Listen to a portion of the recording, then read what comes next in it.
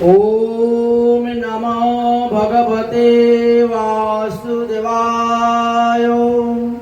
श्रीमद्भागवतम महापुराण की जय जय श्री राधेश्याम। मदे कबंधु मते संगीन मत गुरु में मत आराधनम मत निस्तारकम मत भाग्यम मदानंदं नमस्तुते। এই শ্রীমদ্ ভাগবত হলো আমার একমাত্র গুরু।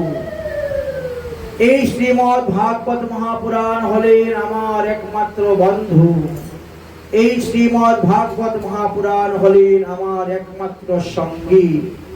এই ভাগবত মহাপুরাণ হলেন আমার একমাত্র মহাধন। এই ভাগবত মহাপুরাণ হলেন আমার নিস্তারকারী গ্রন্থ। এই ভাগবত মহাপুরাণ হলো আমার ভাগ্যের পরিবর্তনকারী গ্রন্থ। আর এই শ্রীমদ্ ভাগবত মহাপুরাণ হলো আমার আনন্দ স্বরূপদানকারী গ্রন্থ। তাই সেই শ্রীমদ্ ভাগবত মহাপুরাণকে দণ্ডবত প্রণাম করে আমরা আজ শ্রীমদ্ ভাগবত সপ্তাহ জ্ঞান যজ্ঞের প্রথম দিবসের পাঠের মূল বিষয়বস্তুগুলি একটু সংক্ষেপে আলোচনা করব। রাধে রাধে। ভাগবতের প্রথমেই মঙ্গলাচরণ করতে গিয়ে মঙ্গলাচরণে ভাগবতের সমস্ত বিষয়বস্তুর কথা বলে গিয়েছেন। জন্মাদস্য যতুবর্ণামৃত এই শ্লোকের মধ্যে সমস্ত ভাগবতের তত্ত্বকথা অর্থগুলা লুকিয়ে আছে। ভাগবতে সর্বপ্রথমে মাহাত্ম্য কথা আলোচনা করেছেন। অন্যান্য গ্রন্থ পাঠ করার শেষে মাহাত্ম্য পাঠ করা হয়, আর ভাগবত পাঠের আগেই মাহাত্ম্য পাঠ করা হয়। কারণ মাহাত্ম্যটা হলো কি? লাভ। এই গ্রন্থ শ্রবণ করলে আপনার কি লাভ হবে এই বিষয়ে বর্ণন করতে গিয়েছেন। তাই ভাগবতের মাহাত্ম্য দুইটি স্থানে পাওয়া যায়। এক হলো পদ্মপুরাণ আর এক হলো স্কন্দ পুরাণ। এই দুইটি পুরাণে ভাগবতের মাহাত্ম্যের কথা বর্ণন করা আছে। তন্মধ্যে আমরা এখানে পদ্মপুরাণের উত্তরখণ্ডে বর্ণিত যে ভাগবত মাহাত্ম্য সেই কথাই আস্বাদন করব। ভাগবতের মাহাত্ম্য সম্পর্কে আলোচনা করতে গিয়ে প্রথমে 6টি অধ্যায় আলোচনা করে গিয়েছেন। প্রথম অধ্যায়ের মধ্যে 80টি শ্লোক আছে, দ্বিতীয় অধ্যায়ের মধ্যে 76টি শ্লোক আছে, তৃতীয় অধ্যায়ের মধ্যে 74টি শ্লোক আছে, চতুর্থ অধ্যায়ের মধ্যে 81টি শ্লোক আছে, আর পঞ্চম অধ্যায়েতে 90টি শ্লোক, আর ষষ্ঠ অধ্যায়ে 103টি শ্লোক। অর্থাৎ ভাগবতের মাহাত্ম্য কথা বর্ণন করতে গিয়েই 504টি শ্লোক হয়ে গেছে। আগে পিছে গণনা করলে আরো বেশি আছে। কারণ ওই যে সুত উবাচ, সৌনক উবাচ, বিদুর উবাচ, মৈত্রী উবাচ, গোকর্ণ উবাচ, ধুন্ধুকারী উবাচ, এইগুলা ধরলে তো আরো বেশি হয়ে যাবে। শুধু শ্লোক সংখ্যা যদি আপনি দেখেন তো আপনি 18,000 শ্লোক পাবেন না, কিন্তু ওইগুলা ধরলে পরে 18,000 হয়ে যাবে। শেষে প্রথমে আগে শেষে সম্পূর্ণ যদি ধরেন আপনি 18,000 পাবেন। ওইগুলাকেও শ্লোক রূপেই বর্ণন করা হয়েছে, সংখ্যা রূপেই ধরা হয়েছে। শ্রীমদ্ ভাগবত মহাপুরাণে 5,75,000টি অক্ষর আছে। তাকে 18,000 শ্লোকের মধ্যে একটা লিপিবদ্ধ করেছেন। শ্লোকগুলো আবার বিভিন্ন ছন্দের দ্বারা আছে। একটা দুটা ছন্দ নয়, 25টি ছন্দ আছে শ্রীমদ্ ভাগবত মহাপুরাণে।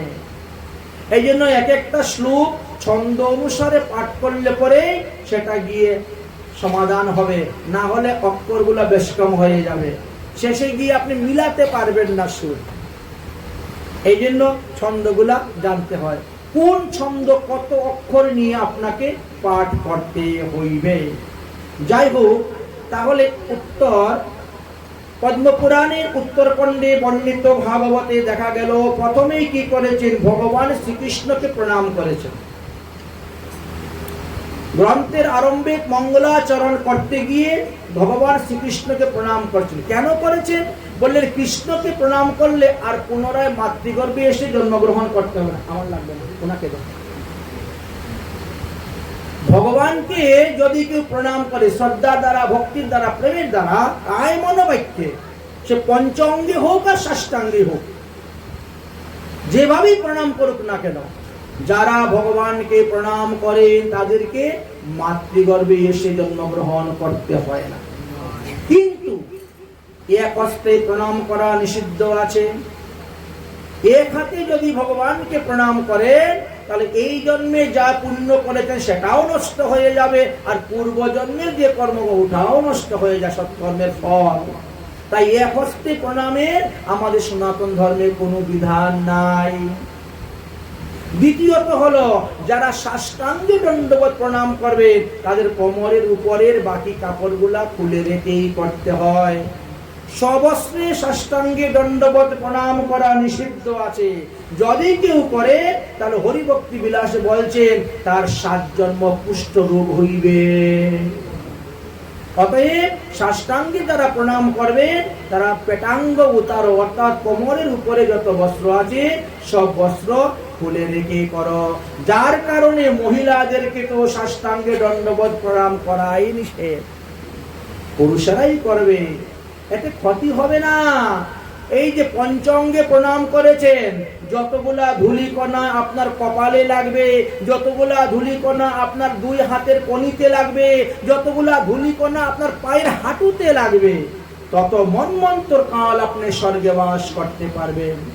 ভগবানকে যিনি প্রণাম করেন তাকে আর মাতৃগর্ভে আসতে হয় না। 10 বার যে ব্যক্তি অশ্বমেধ যজ্ঞ করেছে তাকেও মাতৃগর্ভে আসতে হয়, তাকেও প্রারব্ধ কর্ম ভোগ করতে হয়, কিন্তু শ্রীকৃষ্ণস্য প্রণামামি পুনর্ন ভবায়, তাকে আসতে হয় না। তাই আমাদের মহাজনগণ ছোট্ট একটা গান লিখেছেন, বড় সুন্দর। কৃষ্ণ জিনকা নাম হে, গোকুল জিনকা ধাম হে, ऐसी भगवान को बारंबार प्रणाम है। कृष्ण जिनका नाम है, गोकुल जिनका धाम है, कृष्ण जिनका नाम है, गोकुल जिनका धाम है, ऐसी भगवान को बारंबार प्रणाम है, ऐसी भगवान को बारंबार प्रणाम है। এখানে একটি কথা আছে, কারণ এই দাপর যুগে 3 কৃষ্ণ লীলা করে গিয়েছেন। এক হলেন যশোদানন্দন কৃষ্ণ, এক হলেন বসুদেব কৃষ্ণ দেবকী নন্দন কৃষ্ণ, আর এক হলেন দ্বারকার কৃষ্ণ। আমাদের মহাজগণ সর্বদা ব্রজনন্দন কৃষ্ণের ভজনের কথাই বলে গেছেন, না দ্বারকার কৃষ্ণ না মথুরার কৃষ্ণের কথা বলেছেন। ব্রজনন্দন কৃষ্ণকে ভজন করার কথা বলেছেন। এই জন্য বললেন আপনি কোন কৃষ্ণকে প্রণাম করছেন? কৃষ্ণ জিনকা নাম হে, গোকুল জিনকা ধাম হে, কৃষ্ণ जिनका नाम है, गोकुल जिनका धाम है, ऐसी भगवान को बारंबार प्रणाम है, ऐसी भगवान को बारंबार प्रणाम है। यशोदा जिनका मैया है, नंद दूपा पैया है, यशोदा जिनका मैया है, नंद दूपा पैया है, यशोदा जिनका मैया है, नंद दूपा पैया है, यशोदा जिनका मैया है, दूपा जिनका पैया है, ऐसी गोपाल को बारंबार प्रणाम है, ऐसी गोपाल बारंबार प्रणाम है। और कृष्ण जिनका नाम है, गोकुल जिनका धाम है, कृष्ण जिनका नाम है, गोकुल जिनका धाम है, ऐसी भगवान को बारंबार प्रणाम है, ऐसी भगवान बारंबार प्रणाम है। लट लट दादी माखन खावे, ग्वाल बाल संग धेनु चरावे, लट लट दादी माखन खावे, बारंबार ग्वाल चरावे, लट लट दादी माखन खावे ग्वाल बाल संग धेनु चरावे लट लट दादी माखन खावे ऐसी श्री गोपाल को बारंबार प्रणाम है श्री गोपाल को बारंबार प्रणाम हरे कृष्णा जिनका नाम है गोकुल जिनका धाम है कृष्णा जिनका नाम है गोकुल जिनका धाम है ऐसी श्री भगवान को बारंबार प्रणाम है ऐसी श्री भगवान को बारंबार प्रणाम बोलो कृष्ण चंद्र भगवान की। তাই ভাগবতের প্রারম্ভে ভগবান শ্রীকৃষ্ণকে প্রণাম করেছেন। গ্রন্থের আরম্ভে করি মঙ্গলাচরণ গুরু বৈষ্ণব ভগবান তিনির স্মরণ তিনির স্মরণে হয় বিঘ্ন বিনাশন অনায়াসে হয় নিজ বাঞ্ছিত পূরণ। তাই ভগবানকে প্রণাম করার পর ভগবানের ভক্ত সুখদেব গোস্বামীকে প্রণাম করেছেন। 12 জন মহাভাগবতের মধ্যে সুখদেব গোস্বামী পাদ হলেন একজন মহাভাগবত, তিনিও কম নয়। তাই এখানে প্রণাম করেছেন জং প্রজন্ত মনোবেত উপেতি কৃত্যম দৈপায়নম বিহরে কাতরুহা জহাব। এমন বৈরাগ্য যিনি মাতৃগর্ভ থেকে ভূমিষ্ঠ হয়ে ভগবানকে প্রণাম করে পিতাকে প্রণাম করে মাতাকে প্রণাম করে চলে গেলেন বনে। মায়া তাকে কিছুই করতে পারলো না, তাই তিনাকে প্রণাম করছেন। কেন? তিনার মুখ থেকেই তো ভাগবত কথা শ্রবণ করেছেন, এই জন্য তিনাকে প্রণাম করলেন। এই দুইজনকে প্রণাম করে মঙ্গলাচরণ এখানে সংক্ষিপ্ত শেষ করে বিষয়বস্তু সম্পর্কে আলোচনা করতে শুরু করলেন। বিষয়বস্তু হলো কি? বললেন যে আমাদের ভারতবর্ষের মধ্যে উত্তরপ্রদেশের সীতাপুর নামে একটি জেলা আছে। সেই জেলার মধ্যে নৈমিষারণ্য নামে একটি তীর্থ আছে। ওই তীর্থতে 60,000 ঋষিগণ একত্রিত হয়ে বসেছেন, তারা ভাগবত প্রাপ্তির জন্য সংকল্প নিয়েছেন। 1000 বৎসর পর্যন্ত আমরা ভাগবত পাওয়ার জন্য যজ্ঞ করব, তারপরেও যদি না পাওয়া যায় ভাগবত তাহলে যজ্ঞ বিশ্রাম দিব। কিন্তু 1000 বৎসর পর্যন্ত চেষ্টা। এই 1000 বৎসরের মধ্যে যাতে 60,000 ঋষিগণের মধ্যে কেউ মারা না যায়, এই জন্য স্বয়ং যম মহারাজকে পর্যন্ত সেই যজ্ঞতে এনেছেন। যেখানে যমরাজ স্বয়ং অবস্থান করবেন, যেখানে রুদ্রদেব সেখানে অবস্থান করবেন, ওখানে আর মৃত্যুদেব কোথার থেকে আসবে নিয়ে যাওয়ার জন্য। শুরু হলো যজ্ঞ। যজ্ঞ করতে করতে যজ্ঞের ধোঁয়ায় শরীর কালো হয়ে গেছে, অনাহারে থাকতে থাকতে অস্থিচর্ম সার হয়ে গেছে, কিন্তু তথাপিও ভগবত প্রাপ্তি হচ্ছে না। এই ভাগবত পাওয়াটা বড় কষ্টের ব্যাপার। আমরা যত সুলভ ভাবে পেয়েছি অত সুলভ তো দেবতারাও পায় নাই। আর আমরা এমন বস্তু পেয়েছি পেয়ে অনাদর। আমাদের আসতে অযোগ্য অযোগ্য ব্যক্তির কাছে যোগ্য বস্তু দিলে তো সে তো তার মর্যাদা জানবে না, গন্ডগোল করে ফেলে। এই অবস্থা হয়েছে আমাদের। যাই হোক, এবার যজ্ঞ কার্য সমাপ্ত করে বাইরে এসে বসে সাধুরা সব হৃষ্টপুষ্টি করতেছেন ঋষি মুনিরা। এতদিন ধরে যজ্ঞ করে যাচ্ছি, যজ্ঞ করতে করতে প্রায় 200 বৎসর গত হয়ে গেছে। এতদিন ধর্ম যজ্ঞ করে যাচ্ছি, তথাপিও তো ভাগবত প্রাপ্তি ঘটল না আমাদের। ভাগবতের কথা অনুসারে বোঝা যায় যে 260 বৎসর বা 230 বৎসর বলা যায়। এতদিন যজ্ঞ করার পরেও তাদের কথা ইষ্টপুষ্টি করতে করতে হঠাৎ রাস্তার দিকে নজর পড়েছে। আরে দেখো দেখো তো কে জানি আসতেছে। যিনি আসতেছেন তিনি যেন চতুর্দিক আলোকিত করে আসতেছেন। তার শরীরের তীর এমনই।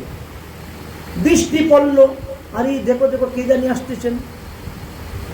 হাব বাব দূরের থেকে হাব বাব শরীরের অঙ্গ কান্তি আদি দেখে বুঝতে পারলেন কোনো এক মহাপুরুষ আসতেছেন।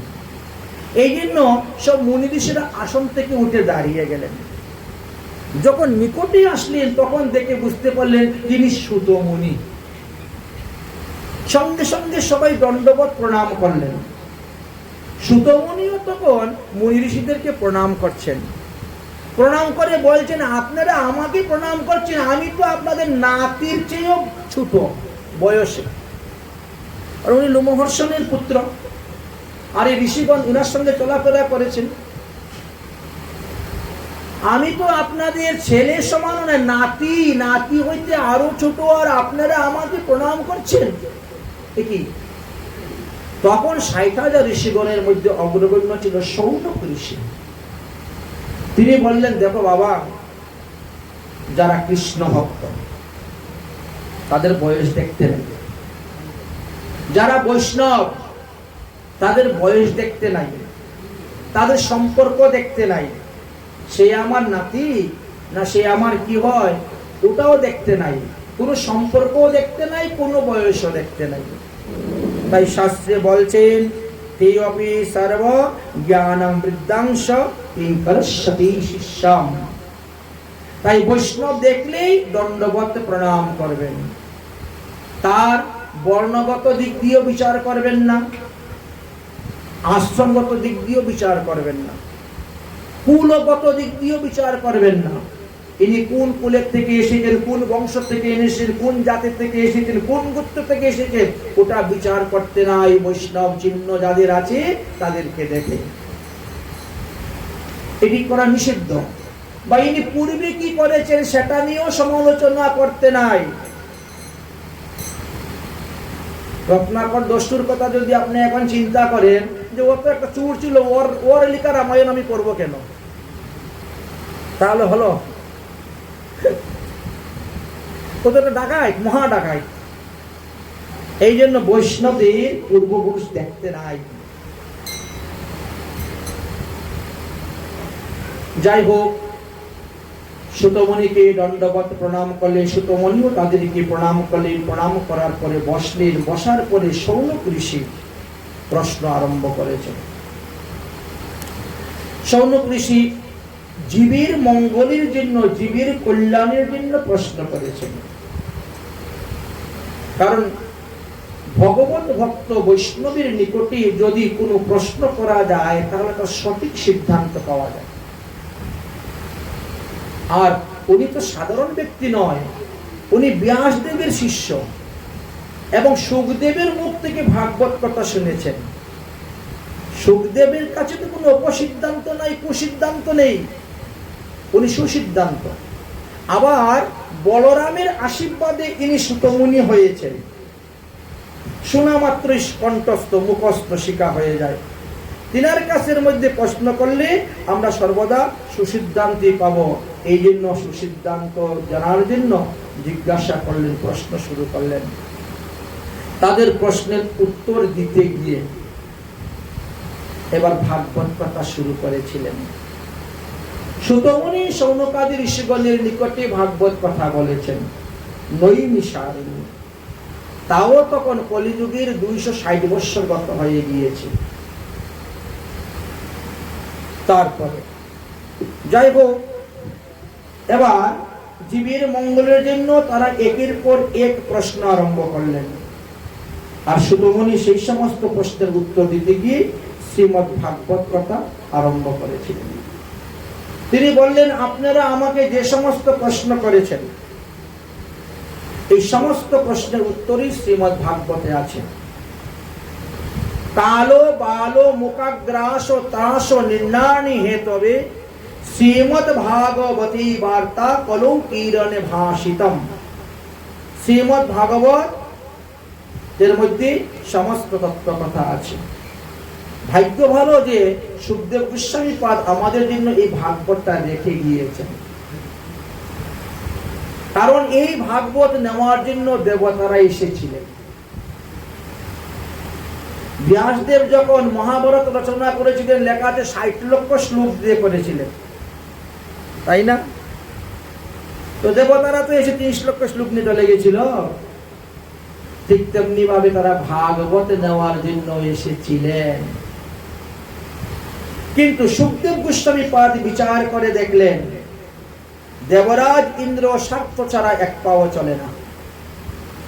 সে সমস্ত দেবগণকে নিয়ে আসছে আমার কাছে, আর সে কি বলছে, ভাগবত কথারূপী অমৃতটা আমাদেরকে দিয়ে দাও, আমরা তোমাকে সমুদ্র মন্থনের অমৃত দিব, সেই অমৃত পান করাইলে পরে পরীক্ষিত অমর হয়ে যাবে, তৎক্ষণাৎ দংশনে তার মৃত্যু হইবে না, অতএব বিনিময় করে নাও আমার সঙ্গে। আর আপনিও আপনার ভজনে চলে যান। আপনি তো ভূদহন কাল পর্যন্ত কোনো গৃহস্থের বাড়িতে থাকেন না, সর্বদা মৌন থেকে আত্মব্রহ্ম আপনি তপস্যা করেন, আপনি আত্মানন্দী, আপনি ব্রহ্মানন্দী। অতএব আপনাকেও এখানে বসে ৭ দিন ৭ রাত ভাগবত বলার দরকার নাই, আপনার ভজন আপনি করুন, আমরা অমৃত পান করাই দিচ্ছি, দিয়ে দেন। কিন্তু দিলেন না। সুখদেব চিন্তা করলেন, কো সুদা কো কথা লুকে কো কাজ মণি মহান।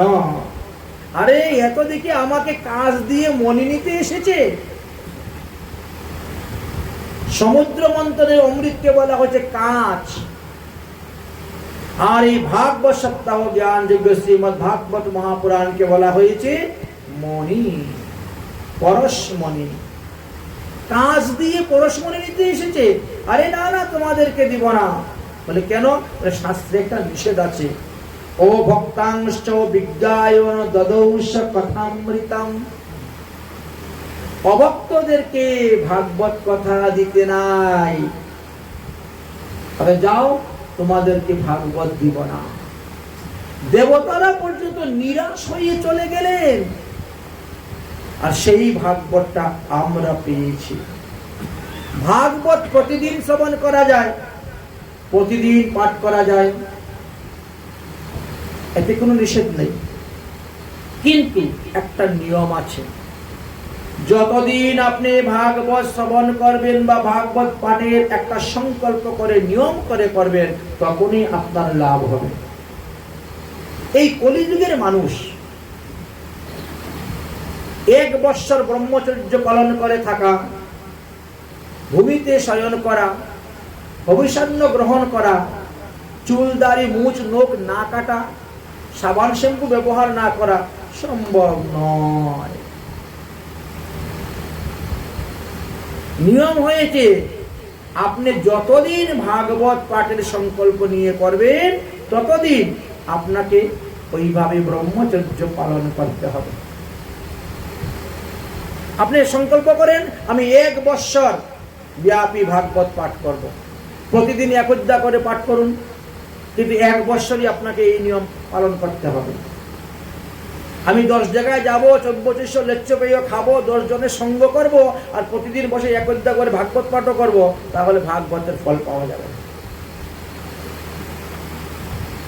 তাই চিন্তা করলেন যে 7 দিন যে কোনো মানুষ অভিসান্ন খেয়েও থাকতে পারবে, ব্রহ্মচর্য পালন করেও থাকতে পারবে। এই জন্য সুখদেব গোস্বামী বলেন 7 দিনই ভাগবত সপ্তাহটাই এই জন্য বিধানটা দিয়েছেন। যদিও পরীক্ষিত মহারাজের পরমায়ু 7 দিন ছিল,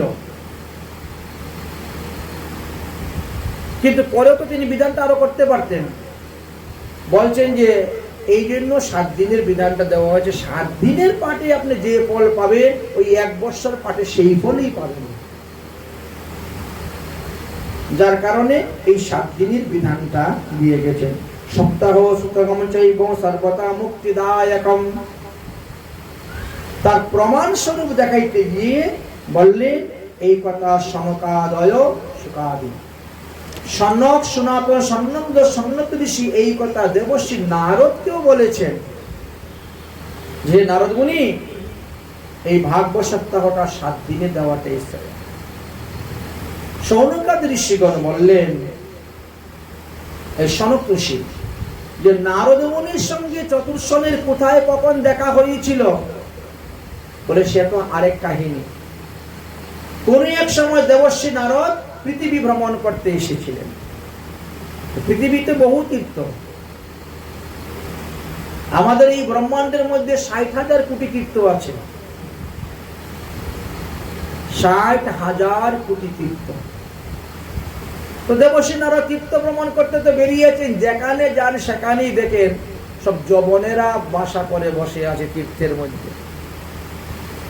বলে না তীর্থের মধ্যে পেটের বাসা, একটা কথা বলে না আমাদের আঞ্চলিক শব্দে, সব নষ্ট করে দিচ্ছে, অপবিত্র করে দিচ্ছে। নানা রকমের, কোন তীর্থে গিয়ে উনি সুখ পেলেন না, শান্তি পেলেন না। তাই তিনি চিন্তা করলেন আমি বৃন্দাবন ধামে গিয়েই বাস করব, কারণ বৃন্দাবন ধামটা হলো ভগবানের ঘর, ওখানেই যাব। যাই হোক, তিনি সর্বতীর্থ ঘুরে ফিরে তিনি বৃন্দাবন ধামে এসেছেন। বৃন্দাবন ধামে এসে এবার বৃন্দাবন দর্শন করছেন, পরিক্রমা করতেছেন। করতে করতে হঠাৎ দৃষ্টি পড়ল যমুনার তীরে বট গাছের নিচে বসে এক মহিলা কান্না করতেছে। সেই দৃষ্টিটা পড়ার কারণে তিনি একটু উকি মেরে দেখলেন যে বিষয়টা কি, এখানে কান্না করতেছে। মহিলাটাকে এত সান্ত্বনা দেওয়া সত্ত্বেও তো মহিলা শান্ত হচ্ছেন না, তিনি খালি কান্নাই করে যাচ্ছেন, কান্নাই করে যাচ্ছেন। একটু অগ্রসর হলেন দেবর্ষী নারদ, কারণ সাধুর স্বভাব হয় পর দুঃখে কাতর। আমরা তো সাধুদেরকে ভুল বুঝি, আমরা উল্টা বুঝে নেই, কিন্তু সাধুর স্বভাব হলো পর দুঃখে কাতর। কেউ যদি এসে সাধুর কাছে কান্না করে বলে আমার এই সমস্যা, সাধু বলে ঠিক আছে তাহলে এটা এটা করো, আমি চেষ্টা করবো যতটুকু তোমাকে সাহায্য করতে পারি, সহযোগিতা করতে পারি। তাই তো দেবর্ষী নারদ একটু উকি মেরে দেখলেন যে ওখানে দুইজন বৃদ্ধ পুরুষ লোক ঘুমিয়ে আছে, আর অনেকগুলো যুবতী মহিলা আছেন। তার মধ্যে এক যুবতী মহিলা ওই বৃদ্ধ পুরুষকে ধাক্কা মেরে বলতেছে, ওরে পুত্র জেগে উঠ, ওরে পুত্র জেগে উঠ। এত বড় আশ্চর্য কথা!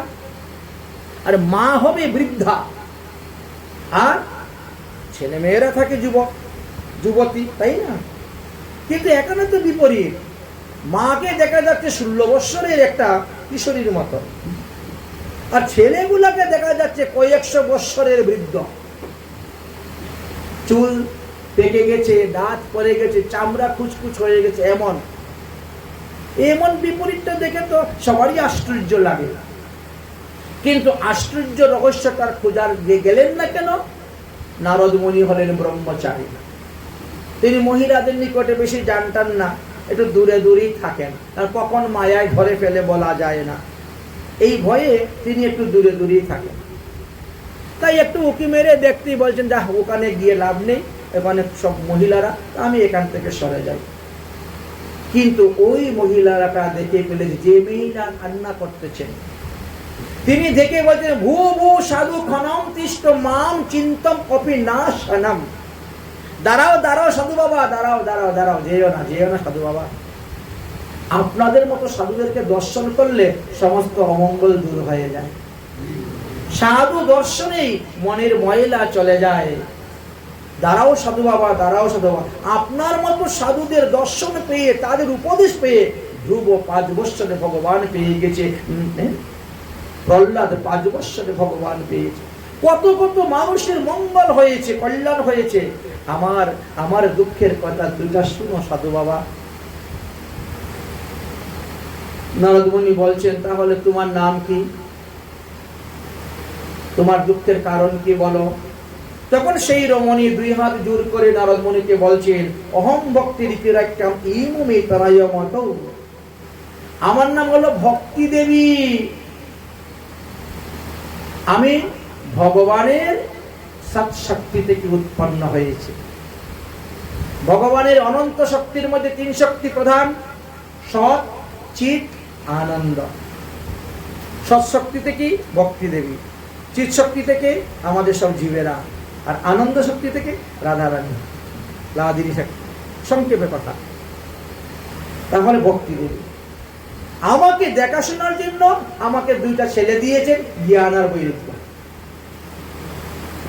আর আমার কাজকর্ম করার জন্য দিয়েছেন মুক্তি দেবীকে।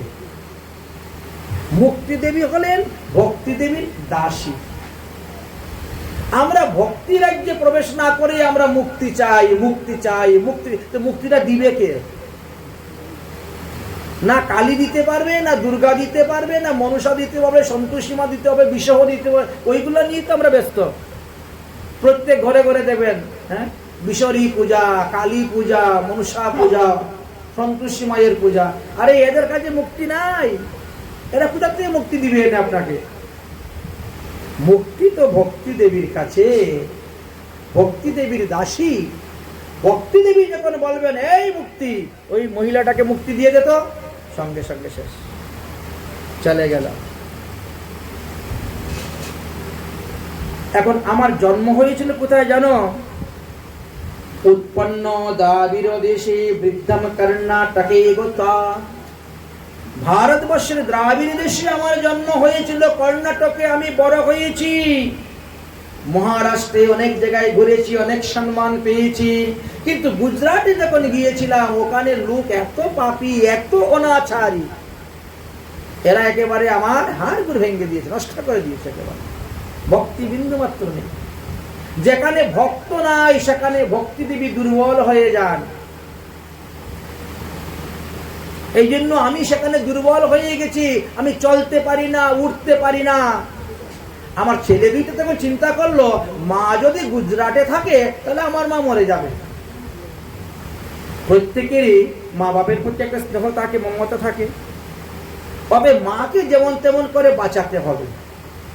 মাকে রক্ষা করা, মাকে বাঁচানোর দায়িত্বই ভগবান আমাদেরকে দিয়েছেন। অতএব যদিও আমরা এখানে আনন্দে আছি, সুখে আছি, তবু মাকে রক্ষা করার জন্য আমাদের সুখ শান্তিকে জলাঞ্জলি দিয়ে মা যেখানে ভালো থাকে সেখানে নিয়ে যাওয়া দরকার। এই জন্য জ্ঞান বৈরাগ্য ভক্তি দেবীকে নিয়ে গুজরাট থেকে বেরিয়ে গেলেন। গুজরাট থেকে বেরিয়ে কোথায় আসলেন? বৃন্দাবন ধামের দিকে রওনা হলেন। চলো মনসি বৃন্দাবন ধাম। আমরা একটু যাই বৃন্দাবনের দিকে। चलो मनसी वृंदावन धाम, रटेंगे राधे राधे राधे नाम, मिलेंगे कुंज बिहारी और की कमरी कारी, मिलेंगे कुंज बिहारी और की कमरी काली, मिलेंगे बाके बिहारी और की कमरी कारी।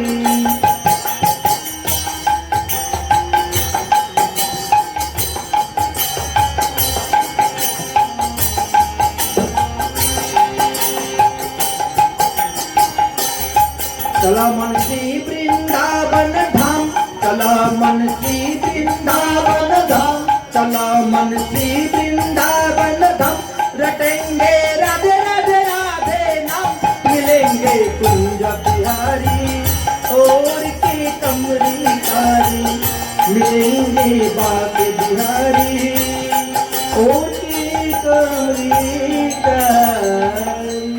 बोलो वृंदावन धाम की। যখনই আমার ছেলেরা বৃন্দাবন ধামে নিয়ে আসলো, আসার সঙ্গে সঙ্গে আমি হয়ে গেলাম 16 বছরের কিশোরী, যুবতী। আর আমার ছেলে দুইটা একেবারে 100 বছরের বৃদ্ধা। দেখেন এমন দুর্বল হয়েছে ছেলে দুইটা, যেমনি ঘুমিয়েছে যমুনার তীরে, আর তো উঠে না। আমি বারবার ডাকতেছি, জ্ঞানম প্রবুদত্তাম রে বৈরাগ্য প্রবুদত্তাম। অরে জ্ঞান তুই তাড়াতাড়ি জেগে উঠ, অরে বৈরাগ্য তুই তাড়াতাড়ি জেগে উঠ। কিন্তু কেউ উঠে না, কেউ উঠে না। হে মহারাজ, কি করি উপায় বলেন তো? প্রত্যেকটা মায়ের মনে ছেলে মেয়েদের প্রতি খুব স্নেহাশিস থাকে। সব মায়েরাই চিন্তা করে আমার ছেলে যেখানে সুখে থাকে, শান্তি থাকে, আমি ওখানেই বাস করব। যেখানে ছেলে মেয়ের শান্তি নাই সেখানে থাকতে চায় না। ভক্তি দেবীর মনে বলছেন, ইদম ইদম স্থানং পরিত্যজ্যং বিদেশং গম্যতাং মায়া। যদি বিদেশে গেলে আমার সুখ, ছেলে মেয়ের শান্তি থাকে, আমি বিদেশেই চলে যাব এই স্থান ত্যাগ করে। ইদম স্থানং পরিত্যজ্যং বিদেশং গম্যতাং মায়া। নারদ মুনি বলছে তোমাকে বিদেশ যেতে হবে না, তুমি এখানেই থাকো। আরে ভক্তি দেবী, তুমি তো ভগবানের চরণ থেকে উৎপন্ন হয়েছ, অতএব তুমি ভগবানকে স্মরণ করো। দেখো দ্রৌপদী কত বড় বিপদে পড়েছিল, কিন্তু ভগবানকে স্মরণ করলো, বিপদ কেটে গেল। গজ কুমিরের যুদ্ধেতে গজ কত বড় বিপদে পড়েছিল যে 1000 বছর যুদ্ধ করেও সে জয়লাভ করতে পারে নাই, কিন্তু ভগবানের চরণ স্মরণ করলো, উদ্ধার হয়ে গেল। তাই ভগবানের চরণ তুমি স্মরণ করো, তুমি উদ্ধার হইবে, কারণ ভগবানের অংশ থেকে তোমার জন্ম। তুমি ভগবানের নাম সংকীর্তন করো, তাহলেই তোমার লাভ হইবে। ধন্য বৃন্দাবনং ধামং তেন ভক্তির নিত্যতামৃত্র। বৃন্দাবনে জ্ঞানী ভক্ত নাই। আমাদের এতত্তই এলাকায় জ্ঞানী ভক্ত আছে। আরে ভগবান থেকে তো সবকিছু সৃষ্টি হয়েছে, তো ভগবানকে আবার কি দিব ভোগ? এগুলো জ্ঞানী ভক্তের কথা, বুঝলেন? ভগবানের মুখের মধ্যে বিশ্ব ব্রহ্মাণ্ড, তা আমি আবার রান্না করে কি ভোগ দিব? এইগুলি হলো জ্ঞানী ভক্তের কথা, বুঝলেন?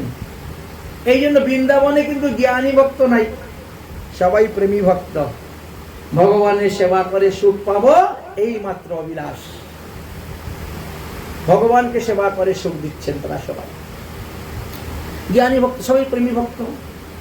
আর বৈরাগ্য বলে, বৈরাগ্য 3 প্রকার আছে। এক হলো ফল্গু বৈরাগ্য, এক হলো সূক্ষ্ম বৈরাগ্য, আর এক হলো মর্কট বৈরাগ্য, তাই না? ওই সমস্ত বৈরাগ্য কিন্তু নাই এখানে।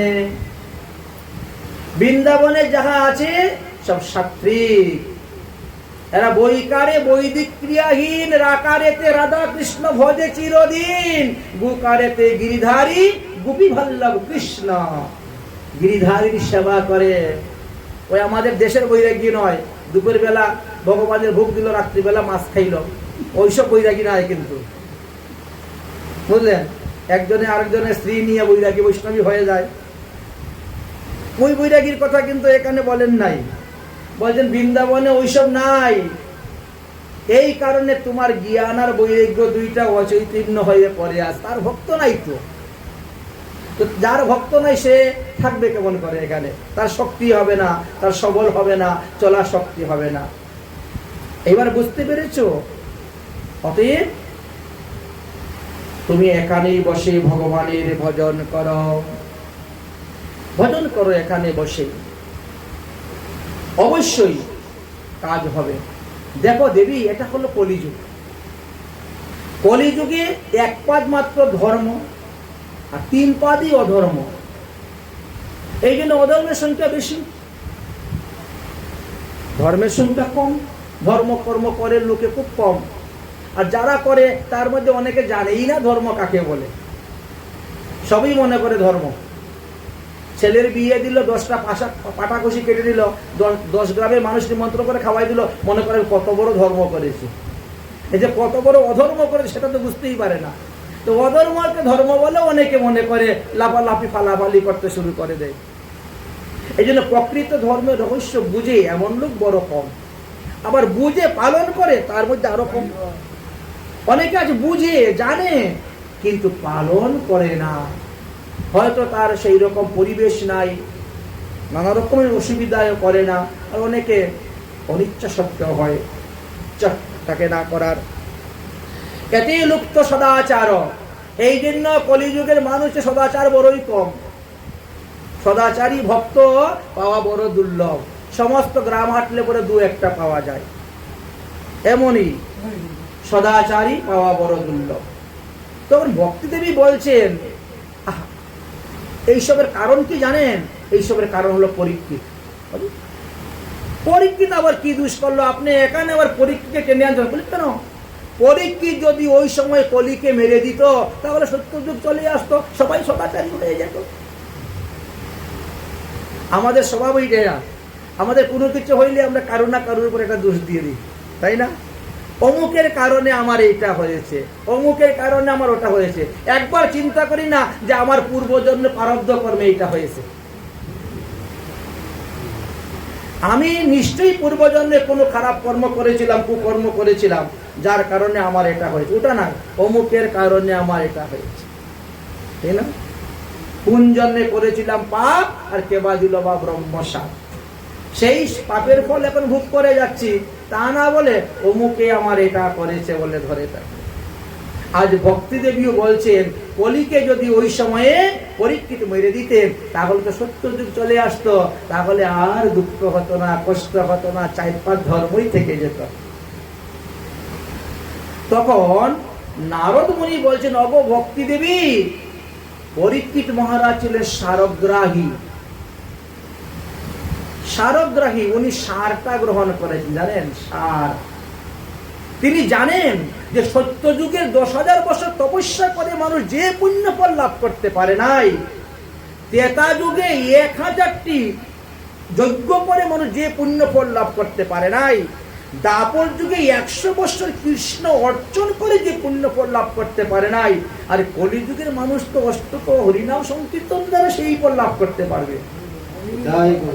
এই জন্য তিনি কলিকে মারেন নাই। তিনি চিন্তা করে দেখলেন যে সত্যযুগ, ত্রেতা যুগ, দাপর যুগ হইতে কলিযুগ শ্রেষ্ঠ, ওকে মারবো কেন? উনি বরং কলিকে মনে মনে প্রণাম করে, বাইরে দিয়ে ক্রোধ দেখাচ্ছেন, কিন্তু মনে মনে প্রণাম করতে কেন? প্রণমী হো কলিযুগ সর্বযুগ সার, হরিনাম মহামন্ত্র যাহাতে প্রচার। এই জন্য বলছেন বাকি 3 যুগ হইতে কিন্তু কলিযুগ শ্রেষ্ঠ। সারগ্রাহী ছিলেন বলে তিনি কলিকে বধ করেন নাই। অতএব হে দেবী, তুমি হরিনাম করো, হরিনামের দ্বারাই তোমার সমস্ত কাজ হয়ে যাবে। যে যত বেশি হরিনাম করতে পারবে তার তত মঙ্গল। আচ্ছা, বনে যদি আগুন লাগে, দাবানল, তো ওখানে তো ফায়ার ব্রিগেড যেতে পারে না, রাস্তা নাই তো আগুন নিবানোর জন্য। তখন কি হয়? দৈবক্রমে যদি বৃষ্টি হয়, আগুন নিভে যায়। যত বেশি বৃষ্টি হবে তত তাড়াতাড়ি আগুন নিভে যাবে। ঠিক আমাদের সংসারে দাবানল নিভাতে গেলেও হরিনাম বেশি করে করতে হবে। সংসার দাবানল, তাই বলছে হরিনাম করো। হে দেবী, তুমি হরিনাম করো, দেখো তোমার দুঃখ দূর হয়ে যাবে। হরিনাম করো সার, হরিনাম করো সার, হরিনাম করো সার, হরিনাম করো সার, হরিনাম করো সার, হরিনাম করো সার, হরিনাম করো সার, হরিনাম করো সার। এ ভব সাগর হবে বালুচর, এ ভব সাগর হবে বালুচর, হাটিয়া করিবে পার, হাটিয়া করিবে পার, হাটিয়া করিবে পার, হাটিয়া করিবে পার। হরিনাম করো সার, হরিনাম করো সার, হরিনাম করো সার, হরিনাম করো সার। যতে পুরাণ প্রমাণ দেখো না, যতে পুরাণ প্রমাণ দেখো না, নামের সমান নাই, নামের সমান নাই, নামের সমান নাই, নামের সমান নাই। নামের কি হইলে প্রেমের উদয়, নামের কি হইলে প্রেমের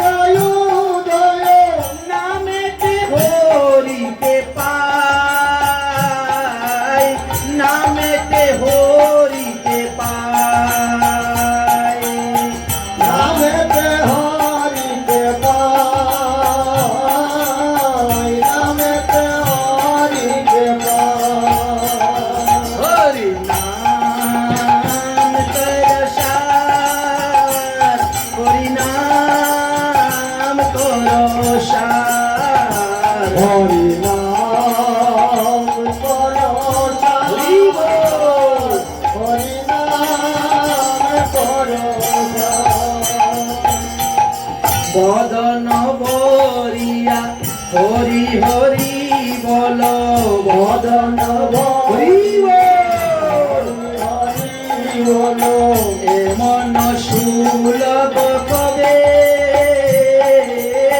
এ মন সুলভ কবে মন সৌরভ কবে মন সৌরভ কবে ভারত ভূমিতে মনুষ্য জনম ভারত ভূমিতে মনুষ্য জনম বারবার কি আর তুই পাবে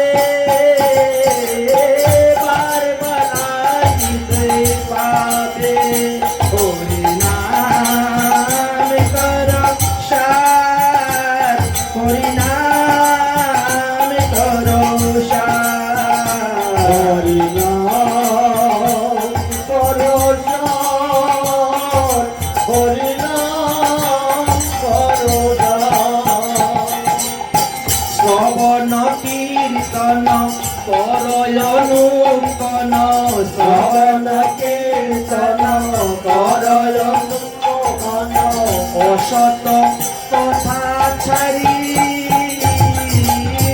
অসত কথা ছাড়ি অসত কথা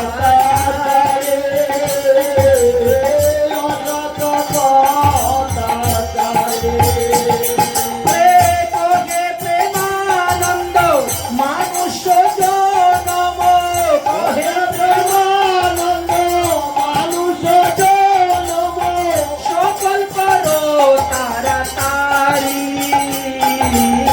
সকল করো তাড়াতাড়ি